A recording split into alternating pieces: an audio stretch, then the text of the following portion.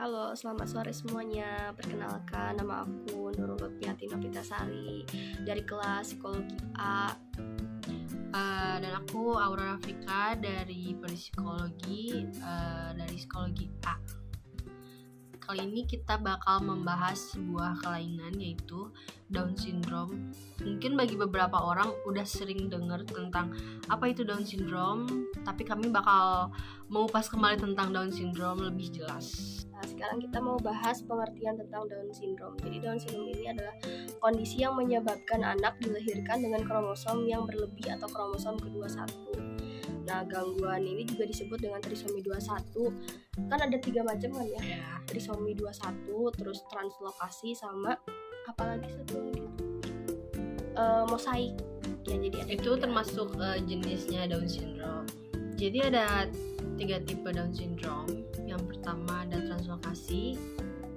Biasanya ini tuh yang paling jarang terjadi karena mungkin ini hanya dapat tipe ini tuh yang diturunkan dari orang tua kepada anaknya, dan itu jarang terjadi. Biasanya sifatnya genetik sih. Ya, yang kedua ada mosaik, tipe juga yang jarang.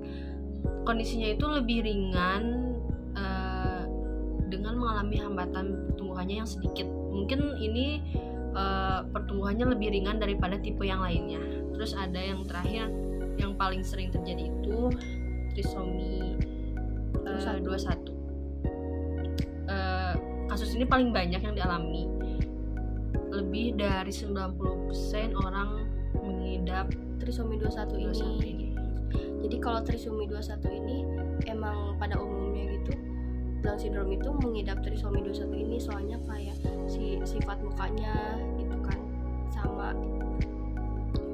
Nah, jadi penyebab Down syndrome ini tuh kan biasanya pada tubuh manusia pada umumnya selnya itu terdiri dari 23 pasang kromosom. Satu kromosom pada setiap pasangan berasal dari sang ayah dan lainnya dari ibu gitu. Pada pengidap Down syndrome, pembelahan sel abnormal pada kromosom 21 terjadi. Ketidaknormalan pembelahan sel ini menghasilkan jumlah kromosom yang berlebih. Ya, jadi terjadinya Down syndrome itu karena si sel kromosomnya berlebih gitu. Yang selanjutnya itu faktor risiko Down syndrome. Ya, ada beberapa faktor ya pada saat bayi lahir dengan Down syndrome itu kayak mempunyai adik atau kakak yang sama dengan Down syndrome, terus wanita genetik ya. Ya, bisa jadi juga kayak gitu. Wanita hamil yang di atas 35 tahun gitu. Kayak ibu hamil yang udah pernah melahirkan Down syndrome bisa jadi pada kelahiran berikutnya bisa melahirkan anak yang Down syndrome lagi. Untuk tanda dan gejala Down syndrome itu, jadi kita misalkan nih gimana nih cari tahu bayi ini mengidap Down syndrome apa enggak. Biasanya dari awal kelahiran udah ada ciri-cirinya kelihatan. Kayak misalkan telapak tangannya hanya memiliki 1 lipatan, matanya miring ke atas atau keluar, mulutnya kecil, berat badannya juga sama tinggi badannya di luar kayak bayi-bayi biasanya. Tangan lebar dengan ukuran jarinya yang pendek, bertubuh pendek juga, mempunyai kepala yang kecil, terus lidahnya menonjol keluar. Terus juga terdapat jarak yang luas antara jari kaki pertama dan jari kaki kedua. Lalu ada juga diagnosis Down syndrome. Jadi kalau misalkan tes screening dan tes diagnosis tuh harus dilakukan pada semua wanita hamil tanpa melihat usia. Ya, jadi kayak wajib banget. Jadi harus pokoknya semua wanita hamil tuh harus diadakannya konseling kehamilan gitu biar tahu gitu apakah akan ada pengidap untuk kelainan Down syndrome ini apa enggak. Ya, ada beberapa pemeriksaan. Contohnya waktu trimester pertama pemeriksaan darah, terus ada juga ultrasound. Dokter itu akan melihat bentuk bayi dari gambar dan menilai lipatan jaringan pada bagian belakang leher. Terus semester keduanya tes darah untuk memeriksa protein kan, karena saat mengandung itu butuh banget protein. Sama periksa hormon juga, hormon estriol dalam darah.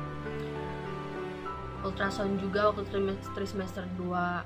Saat bayi lebih berkembang, pemeriksaan ini dapat memperlihatkan lebih jelas gitu ciri-ciri fisiknya. Nah, pada trimester 2 itu bayi udah mulai jelas fisiknya seperti apa, jadi dapat didiagnosis ini bayi kayak gimana fisiknya, apakah kayak ini gitu. Down syndrome atau enggak Ya. gitu.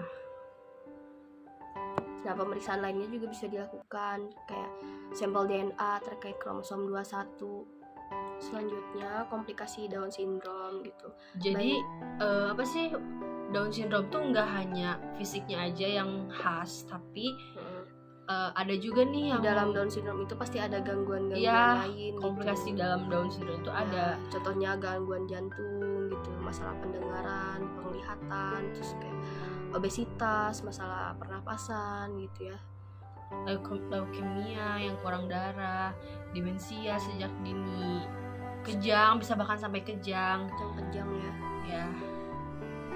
Lalu juga ada pencegahan sindrom Down. Belum diketahui sebenarnya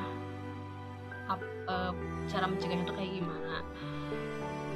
Tapi kalau misalkan orang tua sudah memiliki anak satu Down syndrome, harus diskusi sama dokternya. Iya. Konseling kehamilan gitu. Kalau misalkan mau program hamil lagi, yang sebelumnya udah punya anak yang Down syndrome terus pengen punya anak lagi tapi pengen punya anaknya yang normal gitu ya, harus diskusi dulu sama dokter, konseling gitu. Ya, masih ada kemungkinan untuk bisa mempunyai anak yang normal. Sedangkan untuk pengobatan Down syndrome itu Down syndrome tidak bisa disembuhkan. Tapi dibutuhkan peran aktif bagi anggota keluarga, terutama untuk ibunya, untuk memberi kehidupan yang normal bagi pengidap Down syndrome, memberikan support.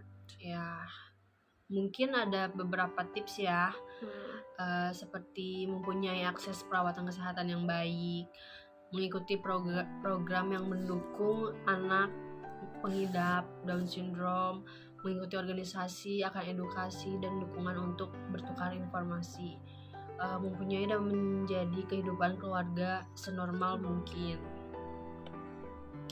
Jadi walaupun anak menderita Down syndrome, sebisa mungkin tetap produktif ya gitu, menjalankan hidup layaknya seperti normal biasanya, diusahakan.